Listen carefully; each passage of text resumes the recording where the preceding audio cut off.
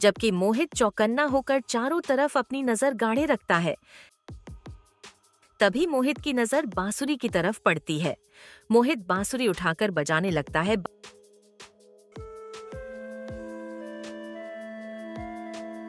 अरे यह कौन बेशुरा है जो इतनी रात को बांसुरी बजा रहा है? लोगों को सोना हराम कर रहा है। मुझे मरवा कर छोड़ेगा।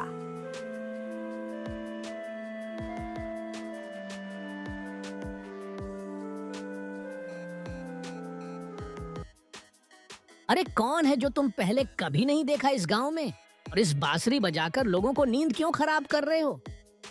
लगता है गांव वालों को चोरी का पता चल गया है। अगर जो मैं चोरी का माल बाहर लेकर गया तो गांव वाले बहुत पीटेंगे। ऐसा करता हूँ, इस सामान को यहीं छोड़ेगा। चुपचाप यहाँ से निकल जाता हूँ। अरे बांसुरी बजाने का इतना शौक है तो अपने घर में जाकर बजाओ। यहाँ क्यों लोगों की नींद खराब कर रहे हो? मुझे लगता है कि तुम कोई पागल हो। दीपक बगल में खड़ा होकर यह सब सुन रहा होता है। फिर गांव वाले के पास आकर कहता है, चुपचाप यहाँ से निकल जाता हूँ। तुम सही कह रहे हो भाई, यह पागल है। इसका जहाँ भी मन करता है वहाँ बांसुरी बजाने लगता है। अरे तुम इसे माफ कर दो, अभी आगे से ऐसा नहीं करेगा। तुम कह रहे हो इसलिए छोड़ रहा हूँ, वरना मैं अभी इसे महाराज के पास ले जाता और इसे सख्त से सख्त सजा दिलवाता। सारी नींद खराब कर दी। मेरी पागलपन की हद होती है। वो आदमी वहाँ से चला जाता है। दीपक को मोहित पर बहुत गुस्सा आता है। अच्छा तो बांसुरी तुम बजा रहे थे? अरे आज तो तुम तो मरवा ही देते। अरे चोरी करते वक्त बांसुरी कौन बजाता है? मैंने सारा सामान झोली में भर लिया था, लेकिन तुमने बांसुरी बजा दी और मुझे सारा सामान वह छोड़ना पड़ा। तुम्हारी बांसुरी बजाने की वजह से मेरा बहुत नुकसान हुआ है। ठीक है, इस बार मैं तुम्हें माफ कर देता हूँ, लेकिन अगर दोबारा ऐसा गलती की तो मैं तुम्हें अपने साथ नहीं ले जाऊंगा, समझे? चलो अब घर चल, हम पास वाला गांव में चोरी करने चलेंगे। दोनों अपने घर चले जाते हैं और रात होने पर दोबारा चोरी करने निकल जाते हैं। सुनो, मैं आज सामने वाले घर में चोरी करने जा रहा हूँ। तुम यहीं खड़े होकर मेरा इंतजार करना। इतना कहकर दीपक घर के अंदर चला जाता है और घर का सामान चुराने लगता है।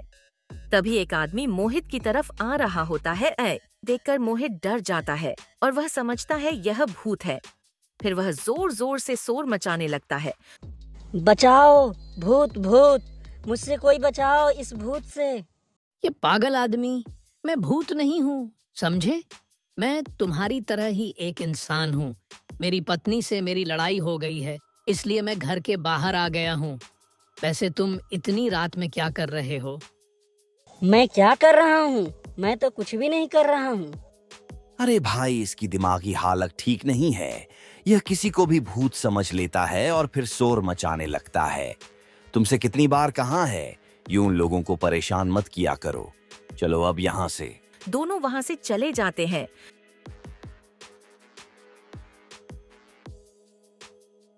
तुम किस किस्म के आदमी हो? मन कर रहा है कि मैं तुम्हारा सर फोड़ दूं। अरे तुम्हें जीता जाता इंसान भूत दिखाई दे रहा था। अरे आज मेरे हाथ बहुत सारा माल लगा था, वह सब मैंने झोले में भर लिया था, लेकिन तुम्हारे चिकने चिल्लाने के वजह से मुझे वह झोला वही छोड़ना पड़ा। अगर तुम नहीं चिल्लाते तो आज मैं बहुत अमीर हो जाता। मेरी मत मारी गई है, जो मैं तुम्हारे जैसे पागल आदमी को अपने साथ लेकर आया। तुम्हारे बांसुरी बजाने से मैं 2 बार नाकाम हो गया हूँ। आज के बाद तुम मेरे साथ मत आना, वरना मैं किसी दिन पकड़ा जाऊंगा ये बूढ़े। मोहित अपने घर चला जाता है और सारी बात अपनी पत्नी को बताता है। तुमने तो मुझसे कहा था कि तुम कोई गलत काम नहीं कर रहे हो। क्या चोरी करना सही काम है? गोपी, मुझसे बहुत बड़ा भूल हो गई। मैं कसम खाता हूँ कि आज के बाद कभी भी कोई गलत काम नहीं करूँगा और कभी भी उस दीपू के साथ नहीं रहूँगा। मोहित चोरी का काम छोड़ देता है और एक बनिए के दुकान पर मजदूरी का काम करने लगता है, जबकि दीपक चोरी का काम नहीं छोड़ता। पहले तो वह छोटी मोटी चोरी करता था, लेकिन वह लुटेरा बन गया था। आते जाते लोगों को लूटने लगा था। क्या है इस झोली में? जो भी है मेरे हवाले कर दे, वरना मैं तेरी जान ले लूंगा। लाला जल्दी दे, झोली मेरे हवाले कर दे। बेटा मैं बहुत गरीब हूँ, मुझे मत लूटो। मैंने सारी जिंदगी कमा कमा कर थोड़े बहुत पैसे जमा किए हैं अपनी बेटी की शादी के लिए। अगर ये पैसे मैंने तुम्हें दे दिए तो उसकी शादी नहीं हो पाएगी। ये बूढ़े, यह कहानी मुझे मत सुना। मैं तेरी जर्द भरी कहानी से बहकने वाला नहीं हूँ, समझा? चुपचाप झोली मुझे दे दे, वरना भी मैं तेरा सर धर से अलग कर दूंगा। वह बूढ़ा आदमी दीपक की बात सुनकर डर जाता है और अपनी झोली दीपक को देकर चला जाता है।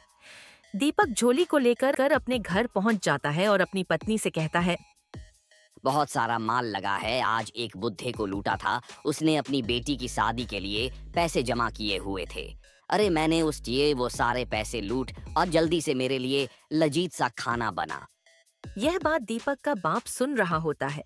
वह दीपक के पास आकर कहता है, बेटा तू यह लूटमार कब छोड़ेगा?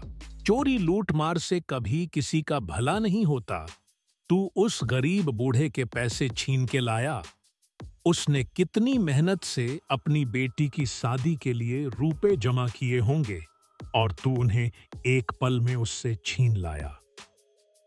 पिताजी, आप मुझे राय मत दीजिए।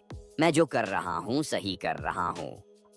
अरे आज के जमाने में मेहनत से किसी का भला नहीं हो सकता।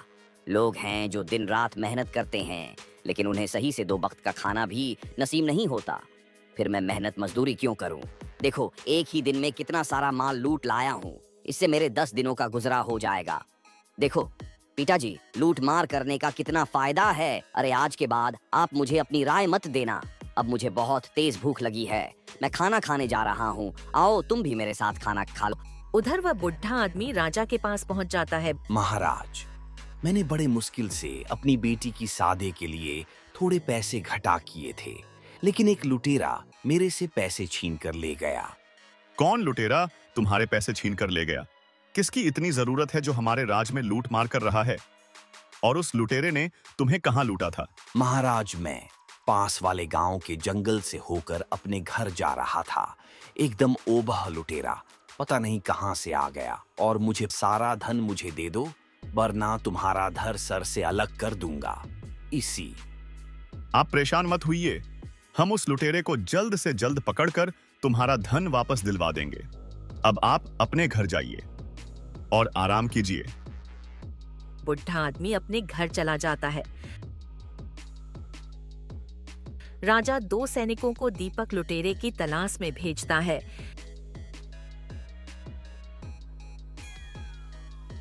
लेकिन सैनिकों को वो लुटेरा कहीं भी नहीं मिलता, इसलिए थक हार कर महल वापस आ जाते हैं।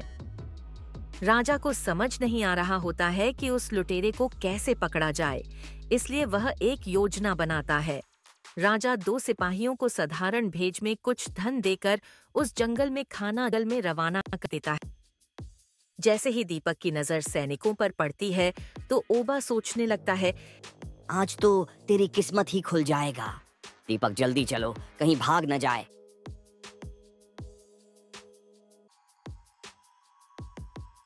अगर तुम दोनों को अपनी जान प्यारी है तो यह सारा धन मुझे दे दो, वरना अभी तुम्हें ऊपर पहुंचा दूंगा। लाओ जल्दी करो। तुम्हें क्या लगता है सारा धन हम तुम्हें दे देंगे? अगर हिम्मत है तो ले लो। सुनो मेरे पास, यह फालतू बकवास भरी बातें सुनने का समय नहीं है। अरे सीधी तरह यह सारा धन मेरे हवाले करो, वरना अभी तुम दोनों की जान ले लूंगा। तो तुम हमारी जान ले लोगे, लेकिन हम मरना नहीं चाहते। लो, यह सारा धन तुम ले लो। ऐसा ही दीपक सिपाही से धन लेने के लिए अपने हाथ आगे करता है। तुरंत ही दोनों सिपाहियों उसे पकड़कर राजा के पास ले जाते हैं। तो तुम हो वो लुटेरे जो आते जाते गरीबों को लूटते हो। क्या तुम्हें इन गरीब लोगों को लूटते हुए इन पर दया नहीं आती?